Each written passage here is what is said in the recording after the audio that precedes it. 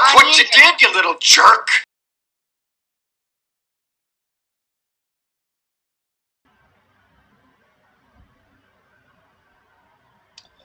Welcome back to a new episode of the Circle of Jerks podcast. Once again, we got me, Rob. We got Andy, doing all his stuff over there with the sound levels.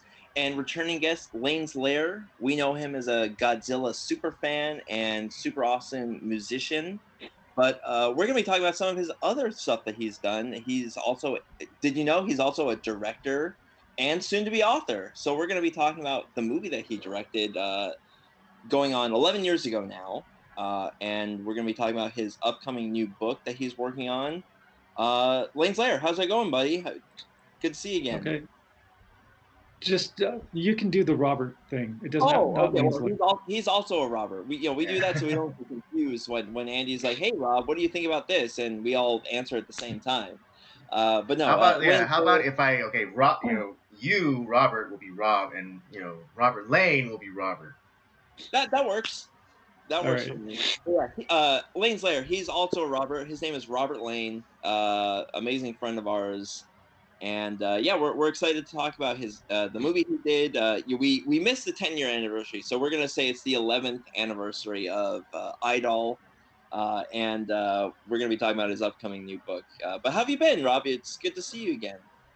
Yeah, great. 11 is my favorite number, so this is good. So we're definitely on the right track. That kind of worked out.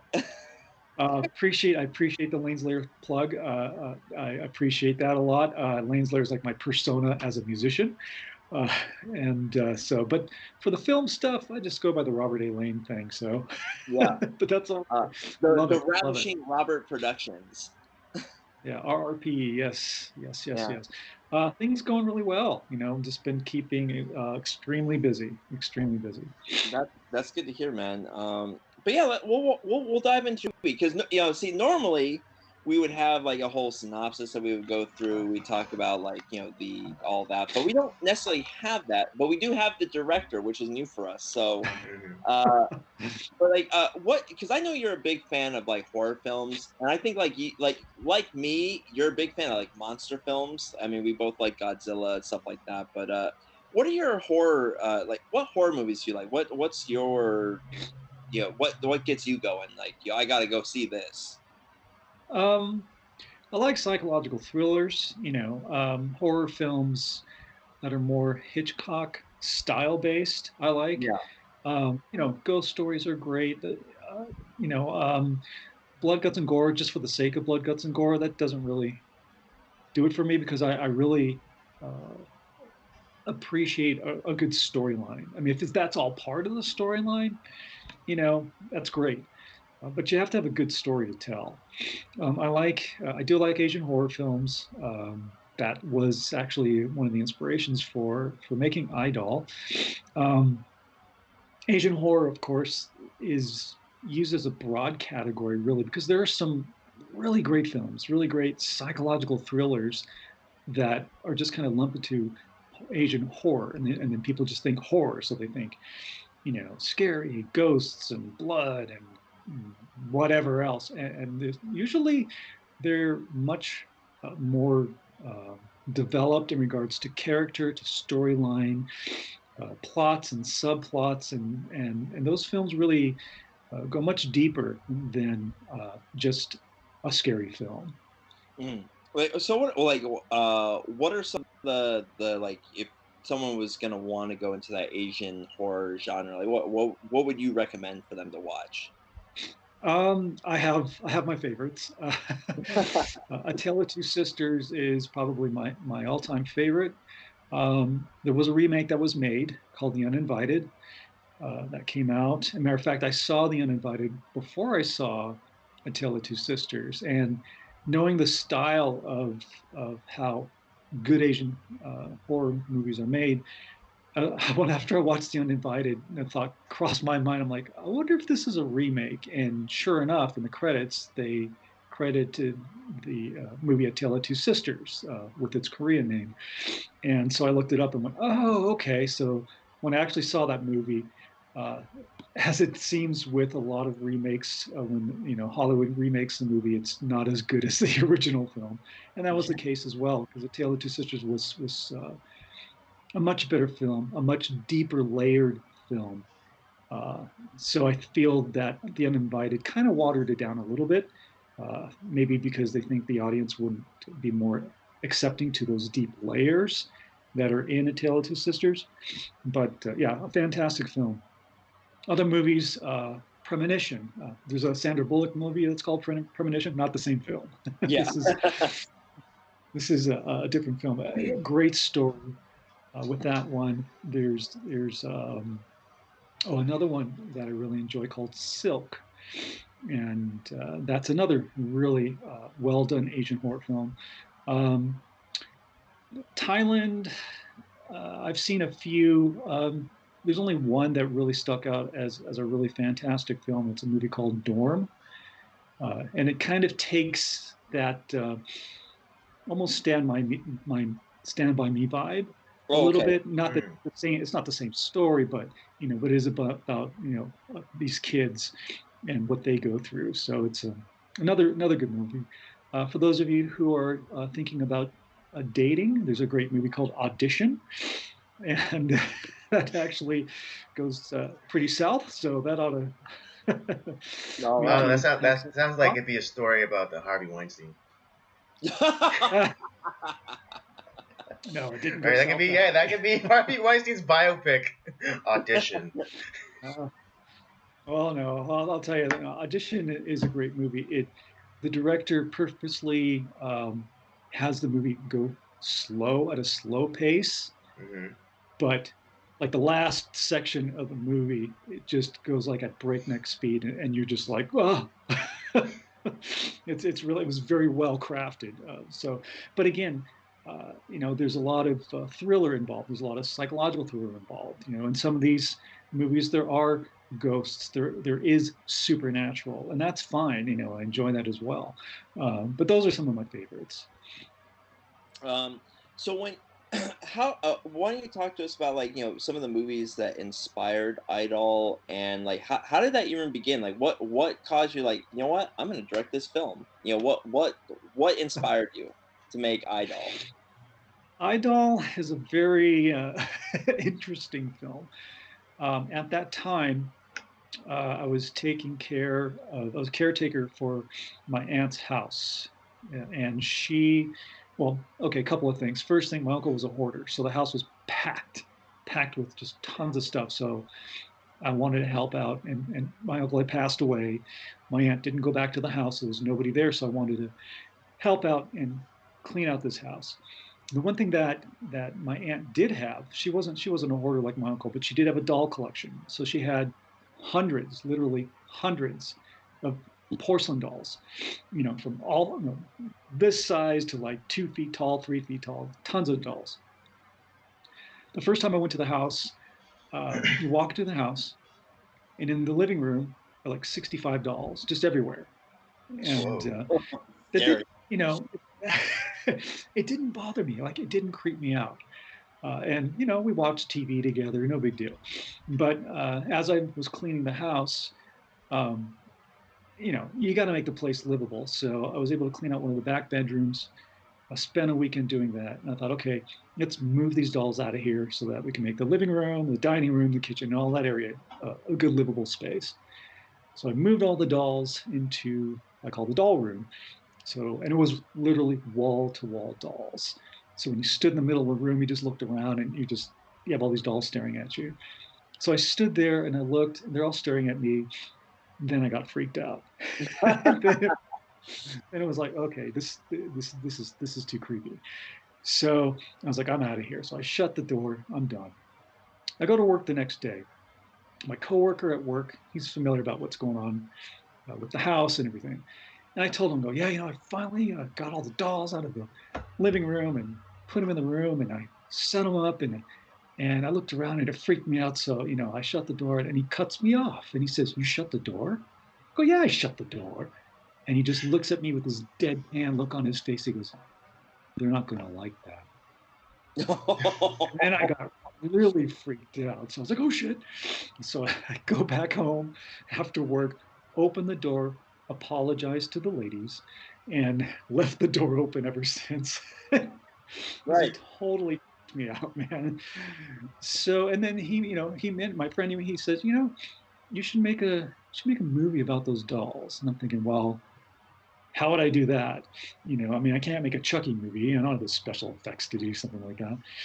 So I thought about it. I thought about it for a few months, and then an idea hit me. And at that time, again, I was watching a lot of Asian horror films. I did watch A Tale of Two Sisters, and I saw, how that was such a great psychological thriller that maybe I can do something along the lines, of creating a psychological thriller. So I gave it some thought, and I came up with a storyline, and it just flowed. So I just wrote the script in that weekend, and it was done.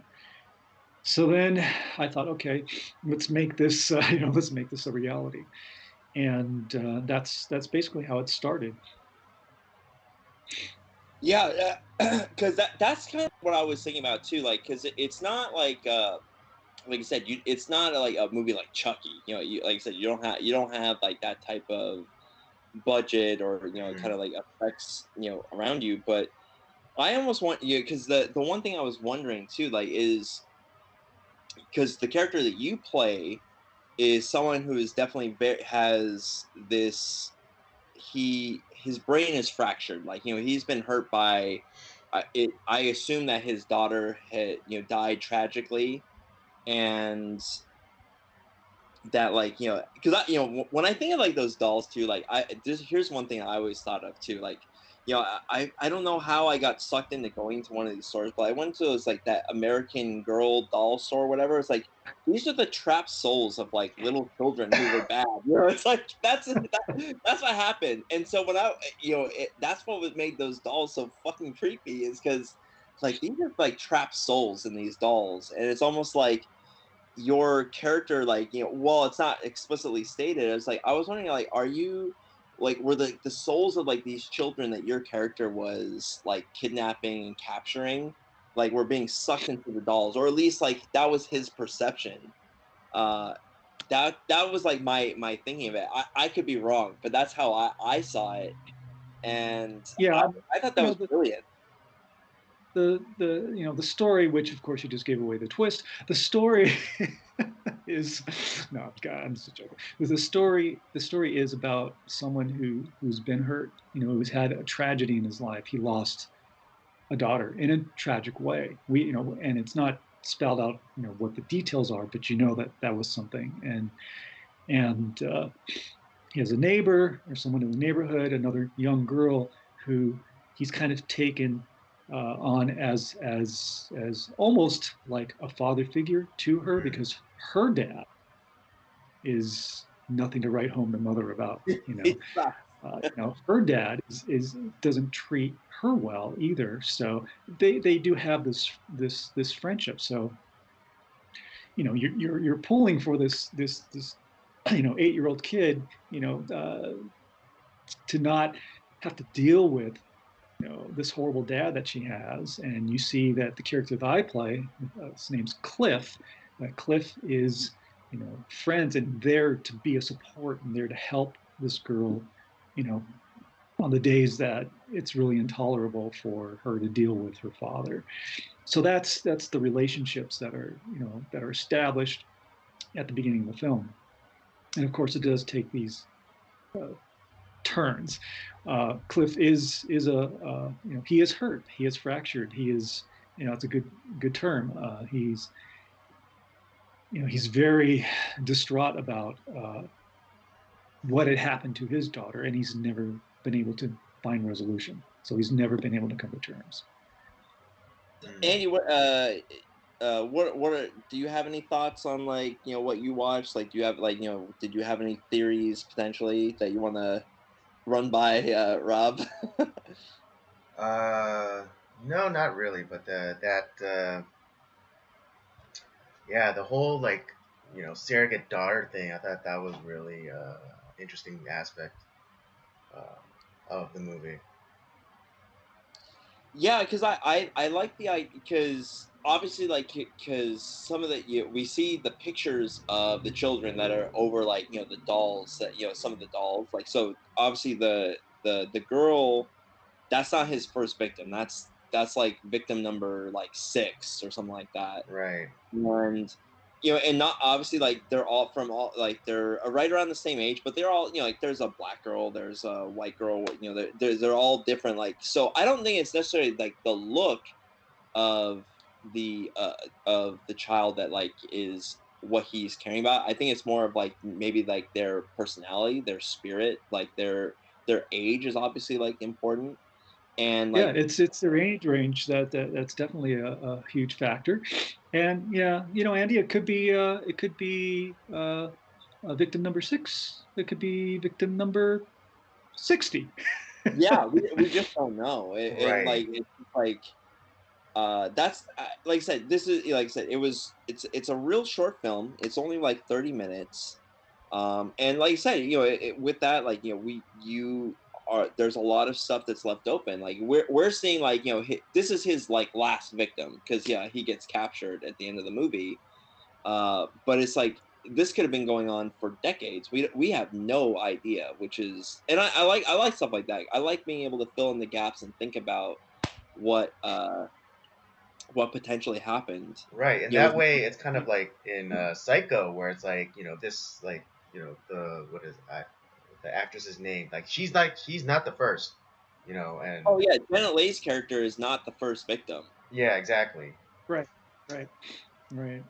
Yeah, and keeping to somewhat to the style of Asian horror films, because 9 out of 10 times there's never a happy ending, No, there's and no. that's No, just the way it yeah, is. it's Yeah. I wouldn't say And it's a and happy in a sense, ending in this film. well, in a sense, there is some resolution at the end of Idol. The murderer does get caught. But it's funny because even at that last scene, with the dad and allowing the daughter to be taken, and that whole That's thing, fucked up. I was like, oh shit, he's in on it. Oh my god. but it's funny because even afterwards, where he's, oh, I'm so sorry, and this and that and the other, in the back of your mind, it's still like, but you're still a shitty dad. Yeah, So that mm, trust is broken forever. is her life even going to be any better? Did this situation really improve her life at all? No, I don't think After, it did. But then yeah, again, I don't that's think just the so. pessimist in me. Yeah, But yeah, no, I but just, I like that we got a chance to talk about this film. I don't know why we never did it before. But it just, yeah, this is because when I first met you, you had just finished this film, and so it had been like, like about a year or so after you had finished it, and I was like, oh man, this is great. Like, and, obviously I didn't have a podcast back then, but I was just like, man, it's so cool. And it looks great, to be honest. It's low budget, short film, but like, there's a lot of these that like look like garbage, and it, or have like, shitty effects. Like, your film looks way better than like Birdemic, which had a bigger budget. well, oh, the thing with Birdemic. what I one of the things that I wanted to accomplish with Idol is, this is my first film. And because it's your first film, you get lumped into the dreaded student film category. It's like, well, I'm not a student, Yeah, but I just wanted to make a movie. And I was very conscious and very intent about making this the best quality film I can possibly make it, under the circumstances of, lack of budget and all that. So I made sure that the look was the look that I wanted, that it looked good. I made sure that I had, actors who can act. I made sure yes, that that's the key right there. production audio was top notch, because, I can't even tell you, as an audio guy, how many films that I've worked on to try to fix horrible audio from other people's films. And it's like, I am not going to have that. I'm going to get the best production audio that I can possibly get. because I'm the guy who's going to do all the audio post on it. So I want to make sure I have as Exactly. clean audio as possible. So from a technical standpoint, it had to be top notch, And then I was fortunate enough to, at that time, I was working at Fox. So in my department, we had mixing bays, and they allowed me to go in on my own time and mix my film at Fox. So I got to use, top Oh, of the line that's amazing. equipment. Yeah, that's awesome. And that's why I was able to mix it. That's why I have a 5.1 surround mix of this movie. So if you ever get a chance to see it, 5.1 surround, it's pretty, it's pretty Yeah, I intense. actually like rolling. I'd really like to check that out. In with that, that'd be pretty awesome. Yeah, no, absolutely.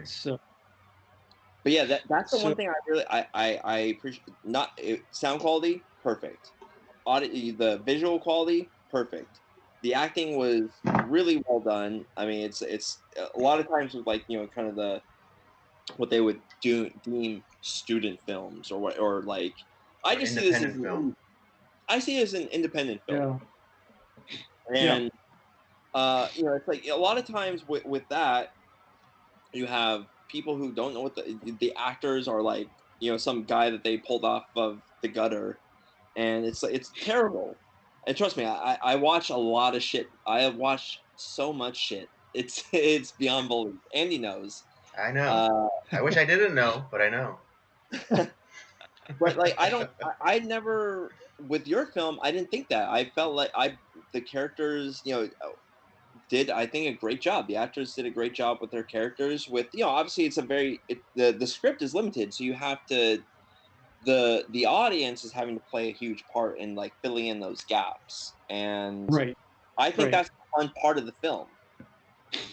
right. And because of it being, in the short film category, there's a lot to pack in very little time. Right. So there are going to be, and I was very aware of leaving some things open-ended to allow the audience to make their own conclusions, to let them think and say, oh, I wonder if this or that, or, just to leave some of it open-ended so that let the audience make their own interpretation. Why not? That's Yeah. okay. Mhm. And if Yeah. it's different than what my backstory is or what my vision was, that's okay. Because honestly, it's for the audience, and let them have their interpretation. Totally cool. It didn't feel ambiguous just because you had no direction. It was ambiguous because you like I said the time was limited. Obviously it's a very short window of 30 minutes, Mhm. but the ambiguity leads more like I want to like like wow, what did this guy go through? Like what would what how did his daughter die? How did this happen? And it made me more curious, not like well this guy clearly didn't know what the fuck he was doing. Yeah. Yeah, and and a lot of that was intentional. Yeah. A lot of keeping that open ended was intentional. I didn't want to go into a whole dissertation of like, Cliff's daughter died this way, and this is why. It's like, no, let the film speak, and again, let the audience make their own conclusions, and that's Right. fine. Right. It's Mhm. okay to have differentiating opinions. Totally cool. Um, but yeah, in regards to the actual production, the other great thing about it was I shot it in 4 weekends. Um, did like at least 2 months of pre-production. Did my shooting, and it actually went quite smoothly. The way I'd mapped out to shoot the film is make sure that we didn't try to cram too much in one day. That we weren't working 10, 12 plus hours a day. We usually wrapped up in about 8 hours, and I was able to get all the shots that I wanted to get, and I made sure that the actors had enough time to do their thing, because I've seen it so much where you're pressured for time. It's like, oh, okay, though that take was good enough. Okay, move on. We got to move on. I did not want to create that atmosphere. If an actor did it in one take, fantastic. If they needed 12 takes, that's okay. I wanted them to have the freedom to do the best work that they could do without having that pressure of trying to just get it done. So because we had to move on, and it worked out really well. Yeah, it definitely feels like your actors were comfortable with with what they were doing too, because like, you get like some of these directors who we've talked about, like Stanley Kubrick.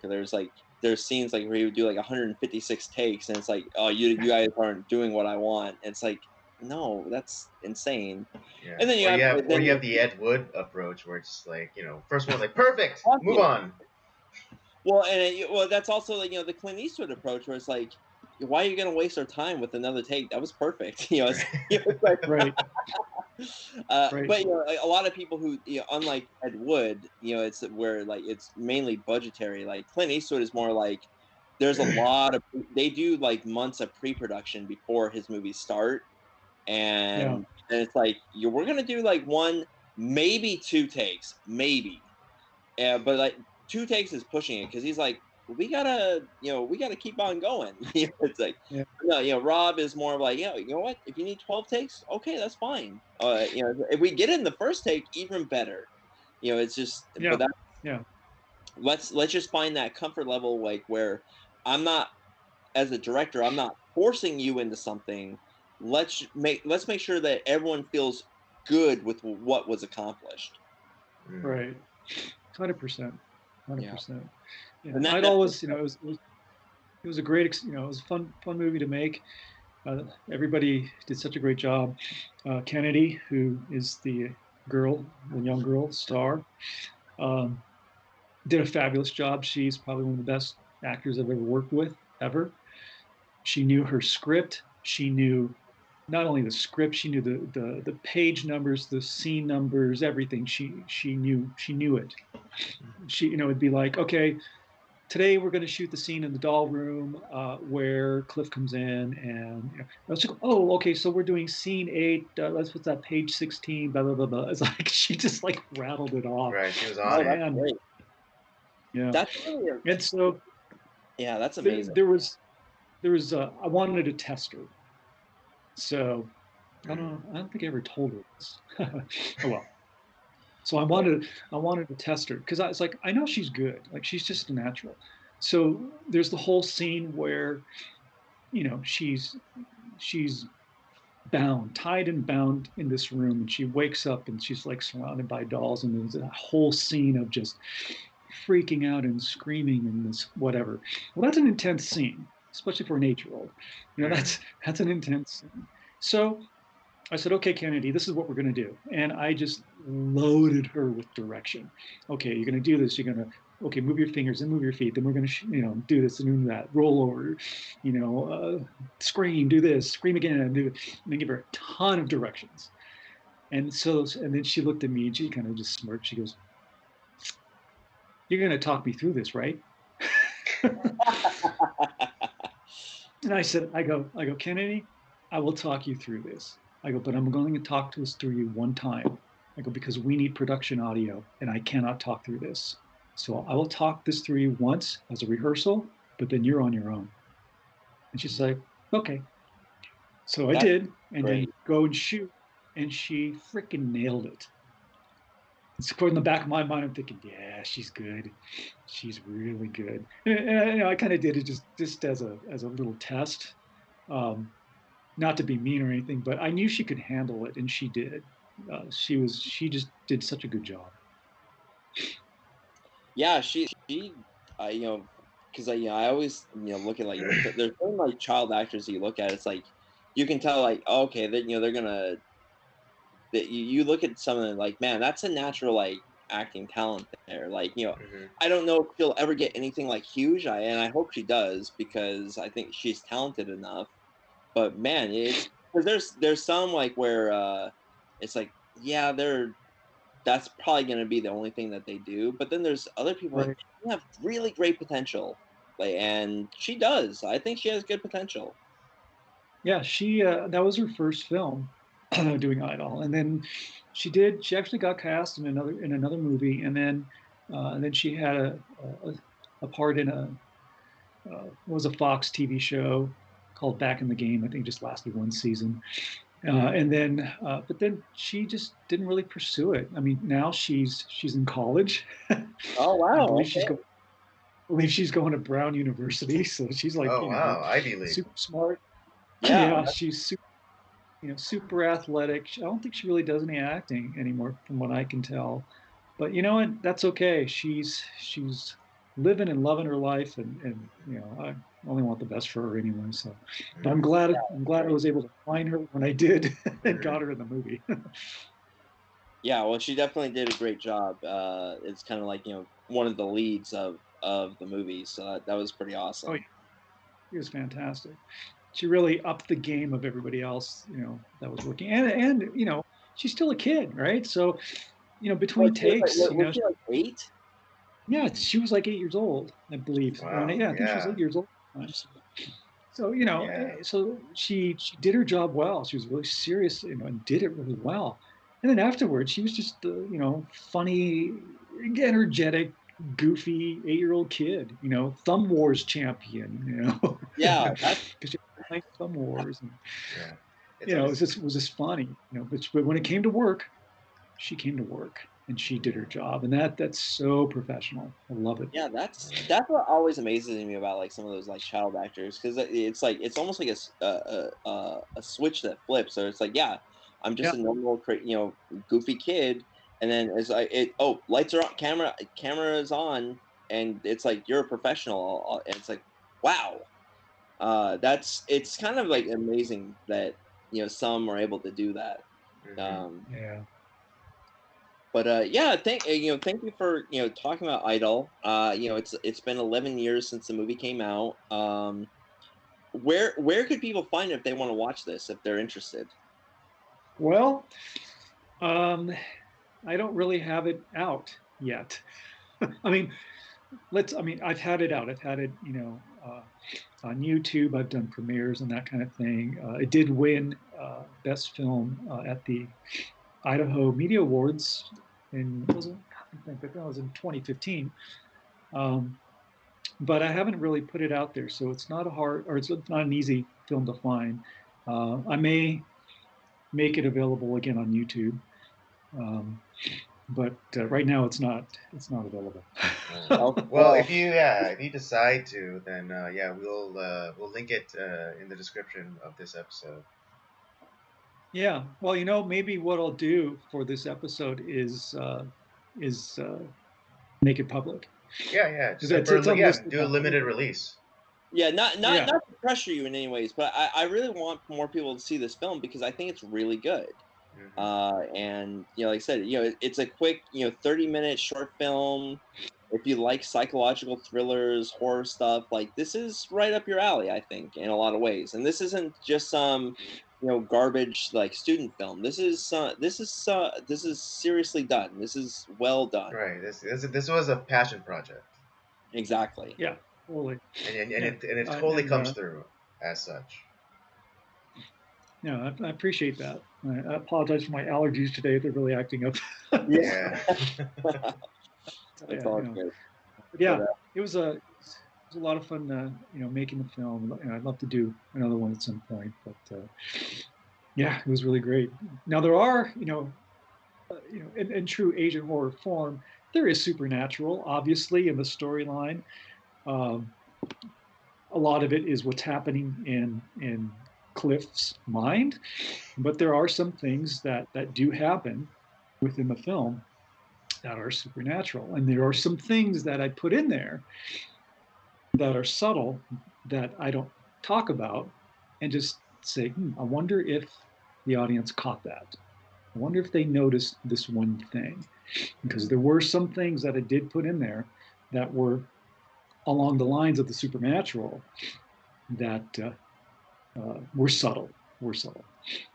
I, one of the things I was, because I had a couple of different theories on like what exactly was happening, and one was like, is he, at least in his mind, with him, like whatever he does to the girls themselves, is he does he have the power to trap them in those dolls? That's one thing.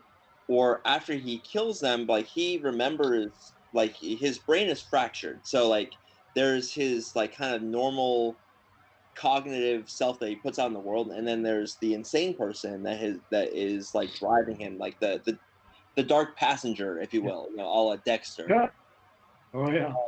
And like all after he kills them, but he remembers the girls, and so like when he view in like there's certain dolls that bring back the memory of those girls, or in that, you know, of these girls that remind him of his own daughter. And so his mind is putting the souls of those girls in those dolls. And so when he hugs the doll, that one doll, thinking that it's his daughter, you know, it's like I wonder if there's several of those dolls that are like that, where those kills are, oh man, that's, you know, that's my daughter, and it's just like one that he associates with like one of his kills. It's just that was kind of like where my thinking was going in that. I don't know if I'm right, but that's kind of like where I was going with it. Yeah, you know, there's, you know, part of it is, you know, in that character, part of it is what's in his mind, you know, and there is an aspect of some supernatural.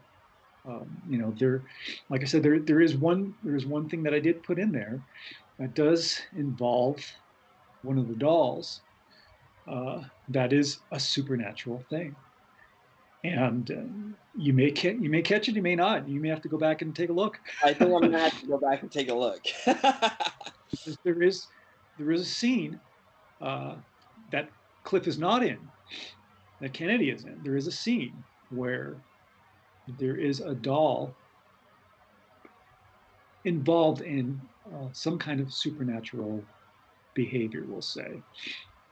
Where like it almost feels like the doll that did have like where his daughter, like it's like almost like the soul of his actual daughter might have been in that doll, you know, and was it almost felt like the doll was communicating with her in a way.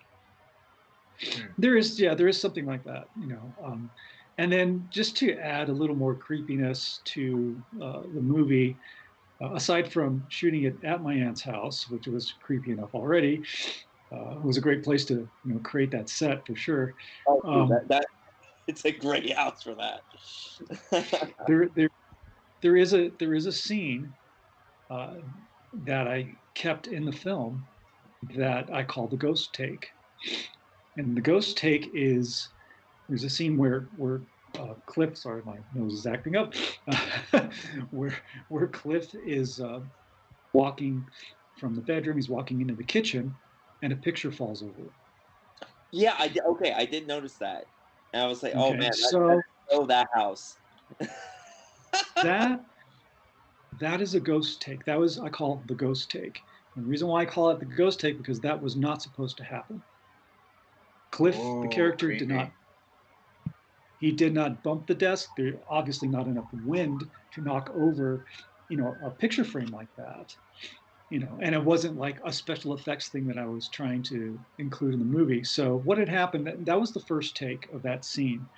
So my character, I walked by, I heard it fall. You know, I didn't see it. Now in your mind, you know, mine's racing a million miles a second, right? So I'm thinking, what the hell was that? Oh, okay. So no, we're filming now, so I got to stay in character. What would Cliff do? You know, of course, you know, at breakneck speed is what's going on in my head. So I stop, turn around, look. I saw that it was on the, you know, had fallen over, and picked it up. And it's like, oh, it's a picture of his daughter, you know. And then I start hearing the voices, blah blah blah blah, end the scene. So we cut, and I'm like, what the hell was that? Reset. We got to do this again. And so we shot it, you know, a couple more times. So when I went later on, I was checking out the dailies. I'm like, I wonder if that was even caught on camera, because I didn't know. I had no idea. I figured I was, you know, in front of the camera. So when I looked at the dailies, I went, holy shit, he caught it on film. Yeah. And here's the interesting thing about that, and what makes it creepy, is that wasn't the first like weird thing that happened in that house that day. What happened earlier is I was taking pictures, like behind the scenes photos, and I happened to take this one photo, and there's this big orb in the photo, like those ghost orbs you see. Mm-hmm. Right. So I, you know, and I looked, I'm like, what the hell's that? So I took a couple more pictures to see, was gone, wasn't there. There's no reflections, there's no lights, that we weren't shooting in that room. It was like literally a behind the scenes photo. I didn't know what it was. So I'm kind of zooming in and trying to see what it is. Kennedy comes over and I said, hey, look, I think I got a picture of a ghost. Kennedy comes over and she looks at the picture. She goes, hey, look, there's a face in it. And then runs away. I'm like, Oh, what? Dude, there is So I look, Dude. I look at there is like the semblance of a face inside this orb. Really creepy. Now, again, my uncle passed away. Most of the stuff, junk that he hoarded, is in that house. And they say that a person's residual energy maintains in their possessions. And I'm thinking, well, there's going to be a hell of a lot of residual energy in this house because he collected so much. So who knows? Maybe it was. And he was also a jokester too. So maybe he was the one who knocked that picture over. But what makes that really interesting is the fact that you have a picture frame, right? Here's your frame. It's, it's holding, something's holding it, right? You have to unlock the back, fold it to be able to set it down. So how does this picture fall backwards without having to unlock, move, and then set it down? Yeah, that's the crazy part of that's where I was like, that's because I remember you told me that story about like that picture frame. It's like, and you look at it, it's like that's an effect. Like they did something with that. Like that's it, but it's like no, that's not what happened at all. Yeah, It's like no one. That scene just no. Oh my god. So yeah. So go back and watch that scene and just and watch how it falls. It wasn't just like it goes. It kind of Right, it doesn't fall okay. face forward. It falls backwards. Yeah, Yeah. and the thing is still like up. That's what the crazy part is. It's what. Yeah, it was really trippy. But it's like, okay, all right, I got to use that. I got to use it in there because you know what? If we wanted to do that, if we wanted to create that special effect, we probably would have had it done 100 takes to get it right. Probably, yeah. And, like come up with like some like convoluted contraption. Maybe use like fishing line. Yeah, or just yeah, exactly. We probably would never been able to get that to fall the way it did. Yeah, and Too that far. was the first fucking take. That's the crazy thing. That I'm just like, okay. Oh man. Yeah. But And no, I mean, honestly, I felt my performance wasn't the best on that take, but it's like, but dude, it's a ghost take. You got to put it in the movie. of course, So, of course. Absolutely. But no, thank you for talking about Idol. It's if you decide you want to share it a little bit more, we'll definitely include it in the description. Have people watch it. Maybe people give their comments about it, see what they think. But why don't we we went to the past.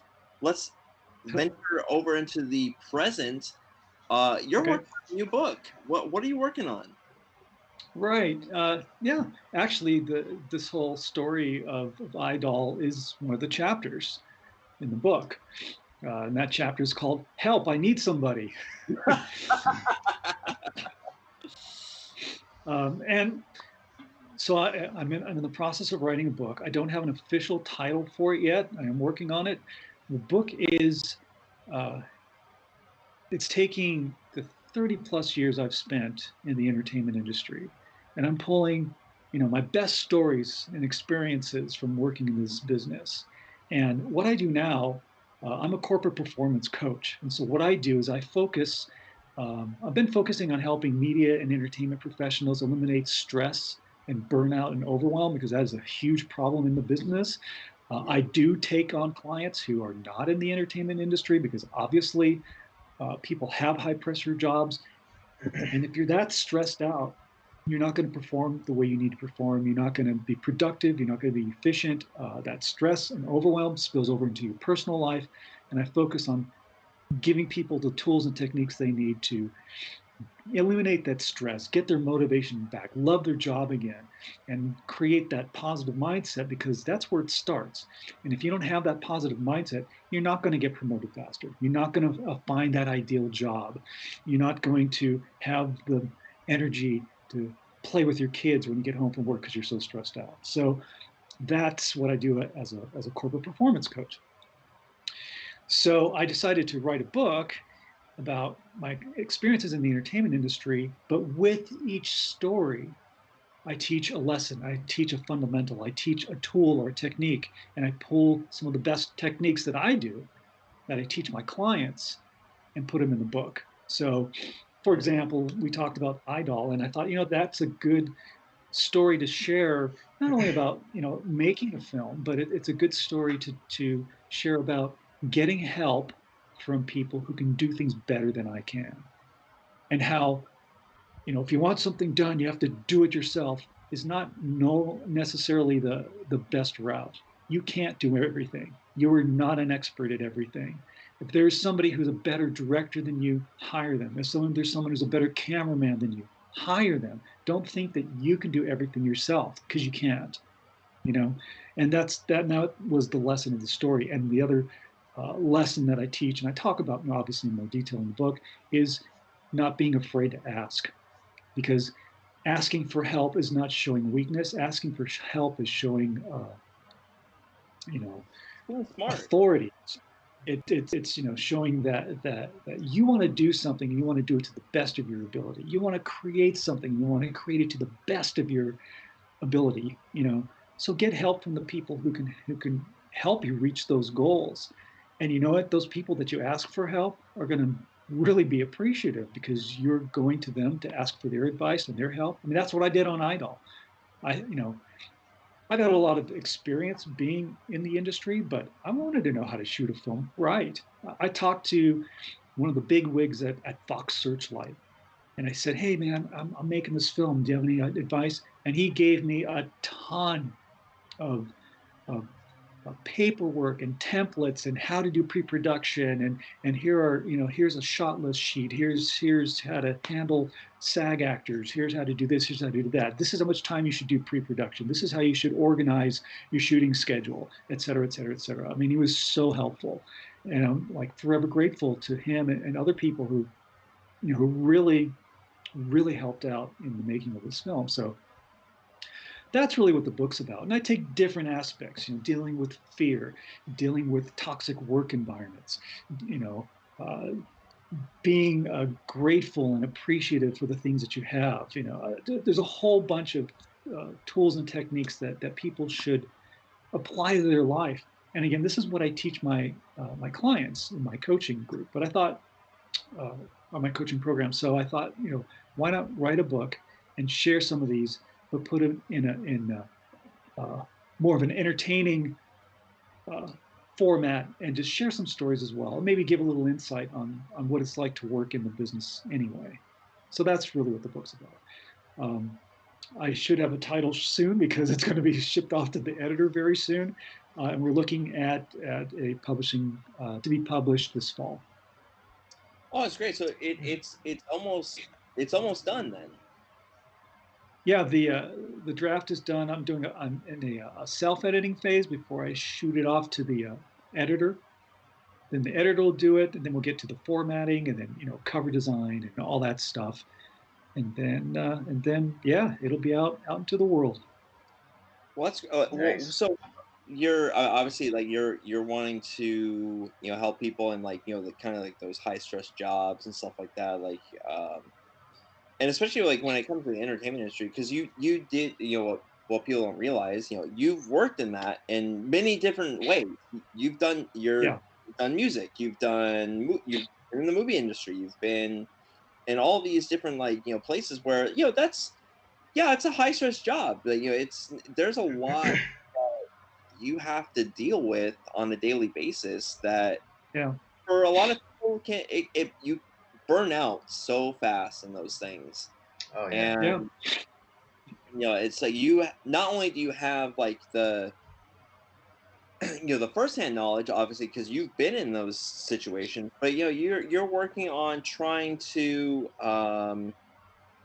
help out with like all you're learning ways to whether through like exercise or just mental preparation, all that stuff. That's you're working on that, and you're using the knowledge that you're gaining now to help the people that the type of people that you worked with back then.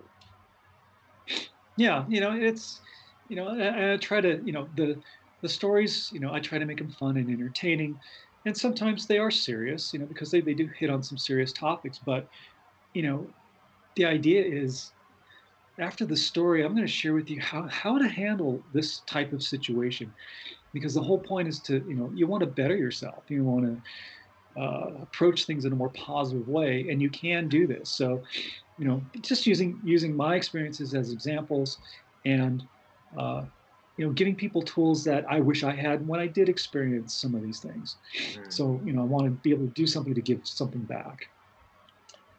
uh do you like what was the inspiration for you to write the book? Like what made you think like what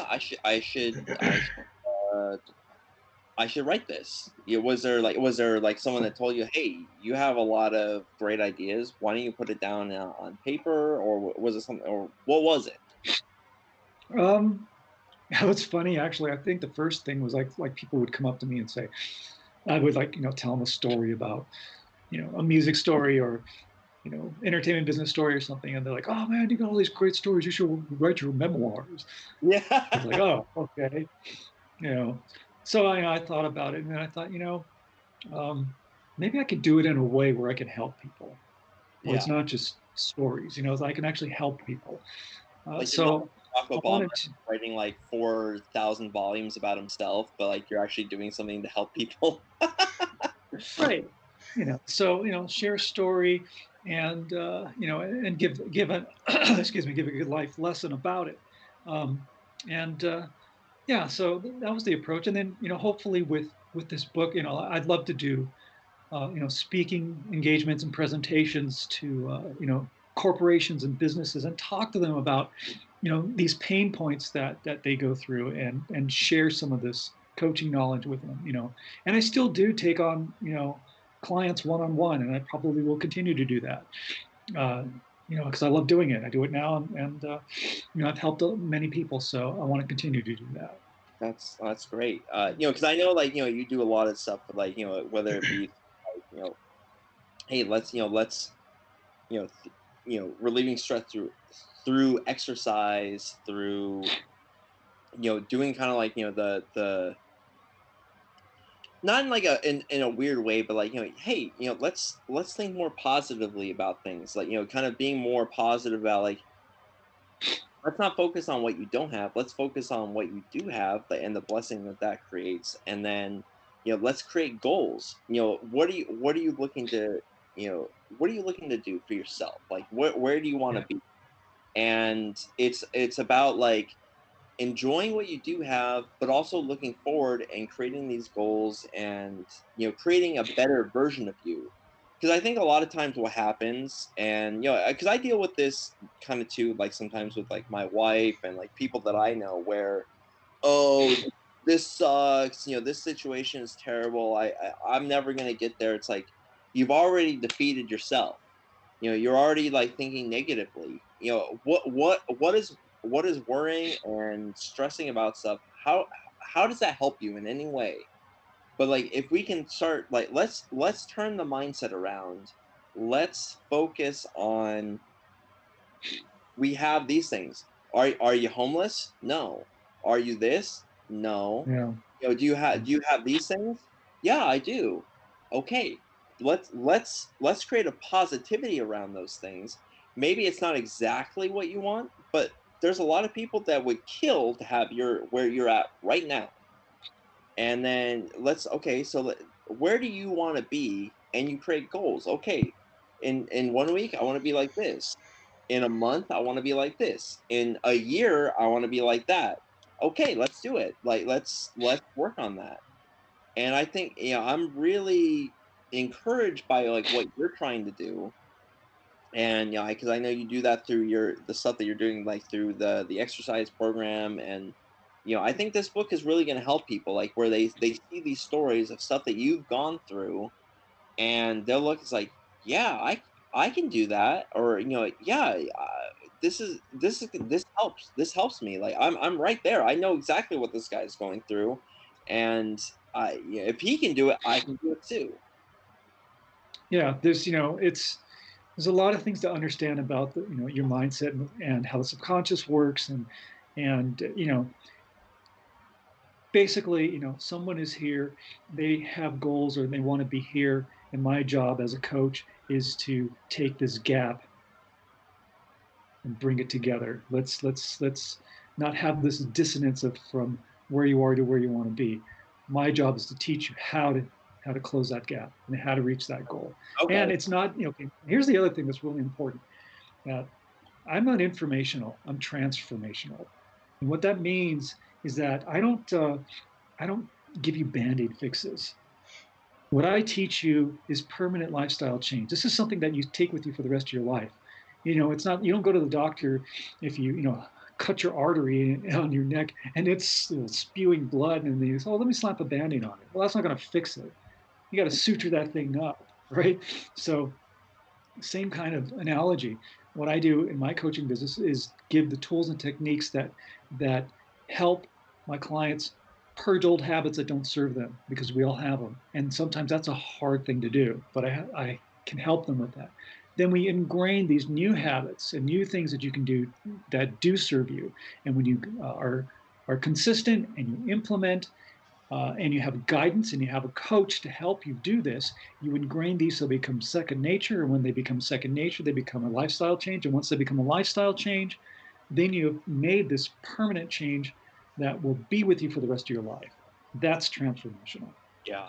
And that's what it's all about. Well, I'm super excited about your book because I definitely want to read it. It doesn't feel like, because normally, you get these people who write like these self-help books, blah blah blah, and it's like it's garbage. But I know you, and I know that the advice that you're giving is not. You're telling these great stories, and the advice you're giving is not, it's not crap. Because not only because I know that you believe in this stuff. And I'm, like I said, I'm super excited to read your book when it does come out. Let me know when it does. We'll promote it Absolutely. on here. Yeah, Um, we'll pimp it for you. yeah, and yeah, man, I'm so happy for you because I really do feel like you're helping people in a lot of ways. And it's funny. Like I didn't plan on like Idol actually kind of like tying into like the book stuff, but it does. Yeah. It was a funny circumstance that was the case. But yeah, like you said, like you're saying, like it's okay to ask for help on stuff. Like you don't know everything, and well, yeah, you wanna try, yeah, you wanna try to do stuff on your own, do stuff by yourself, but if you find the people that like, hey, you know what, like I could do this, but I know this person can do it better. Get that person if you can. Yeah. Like go reach Yeah. for them. That's Right. great advice. Like get Right. asking for There, help is not yeah, there is merit to being self-sufficient, but there's only so much Yeah. that you can do, and there's that old axiom that's like constantly being misquoted. Like master, jack of all trades, master of none. But it's really, jack of all trades, master of one. So yeah, you could be an expert in one thing and dabble in other things, but it's just knowing like the limitations, and then when you reach those limitations, knowing to like, all right, pass the baton off to the expert. Yeah, yeah, totally. That totally makes sense. And I developed a program. It's not just like, hey, yeah, let me just teach you some mindset stuff. It's like, no, I put you through an intensive. A program is called the Mindset Method. This is an 8-week intensive. I spend 2 months with you, teaching you a ton of valuable tools for your toolbox, and practical. My program is based on what I call 3 pillars. There's the mindset mastery, which you have to have. That's number one. Second is the practical and tactical, giving you some real tactical and practical tools on how to navigate certain things and do certain things, from time management on to a whole bunch of different things.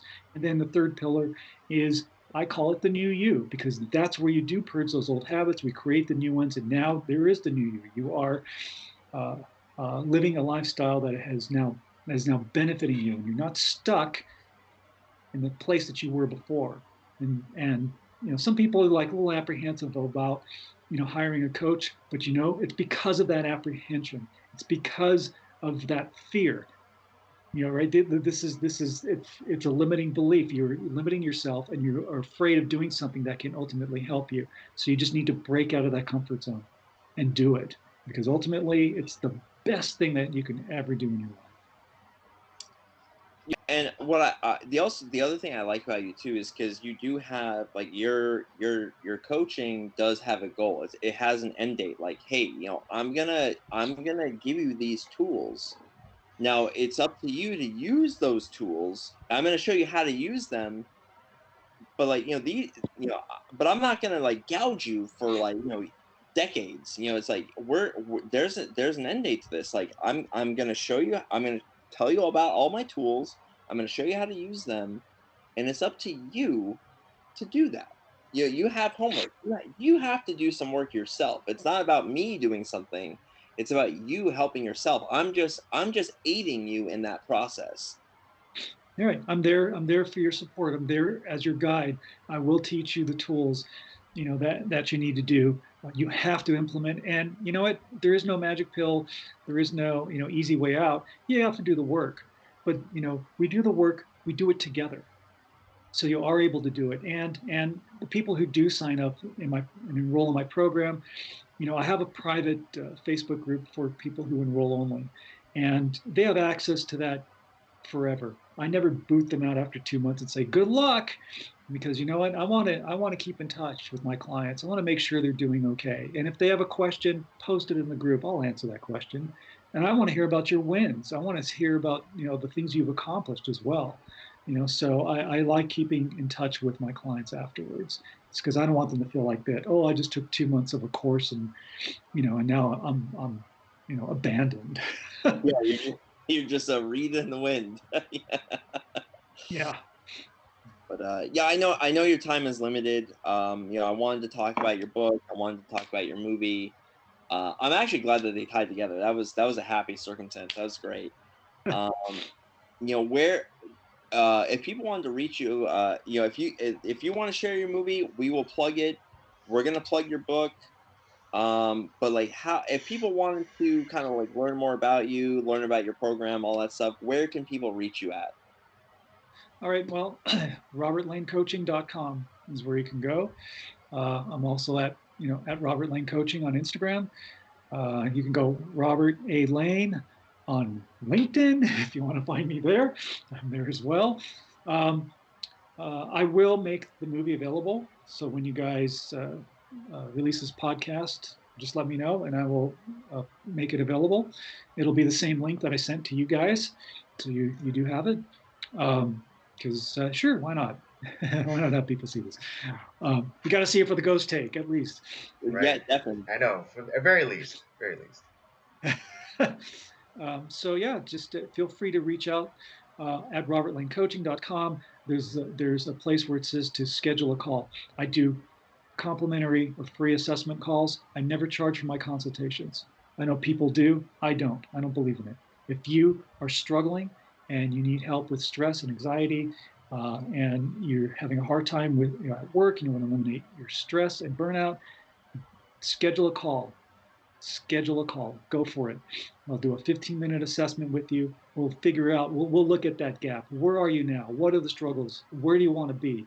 And if my program is right for you, we'll talk about getting you enrolled. If it's not, that's cool too. I'm not going to high pressure anybody. It has to be right for you. I want you to want to work with me, and vice versa. I want to know if I want to work with you, because if you're not going to do the work, then there's no point. But if you are going to do the work, you're going to have incredible transformation. So go for it. I'd love to work with you. And of course, if you love great music, Lane's Lair, a couple of great albums out there. You're still working. Are you working on 1111 still? 1111's done. No, that's out. 1111's out. Resurrection of Black is out. There's that picture, I don't know if you can see in the back of that kind of creepy face thing. Okay. Right. I was mixing up the albums because I know what you've been working on. I was mixing up some of the names. Yeah, But that's gonna be the next album cover for the album I'm working on that now. looks awesome. We still have quite a few months before that comes out. That album is entitled ER, which is stands for Emotional Release, and That's it's going to be yeah. it's going to be more along the lines of the Resurrection of Black type album, but more aggressive. So it's going to be a real kick-ass album. Yeah, but if you love great music, check out Lane's Lair.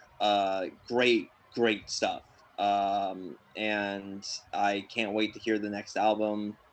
And yeah, thank you, Rob. Thank you so much for coming on. I know you're pressed for time.